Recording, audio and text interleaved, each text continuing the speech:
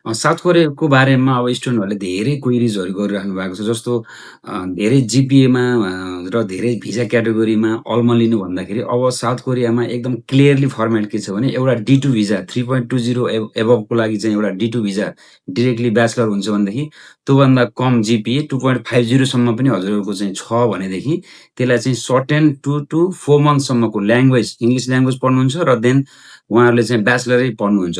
त्यसको नाम हो D47 भिजा र त्यसमा पनि स्टुडेन्टहरूले चाहिँ आइएल्स थ्रु नै जाने हुनाले चाहिँ यदि हजुरहरूको चाहिँ साउथ कोरियामा गएर आफ्नो फर्दर एजुकेसन गर्ने सोच हुनुहुन्छ, विभिन्न courses IT, business, agriculture, hospitality management धेरै सेक्टरहरूमा चाहिँ आफ्नो उच्च शिक्षा लिनको लागि चाहिँ यदि त्यस्तो प्लानिङ छ, लो कस्टमा एकदमै थोरै ट्युसन फीमा जान चाहनुहुन्छ भनेदेखि अब हजुरहरूले आइएल्स जोइन गर्नुपर्ने हुन्छ। आइएल्सको कक्षाहरू धमाधम हाम्रो चाहिँ सिफ्टहरू चलिरहेको छ।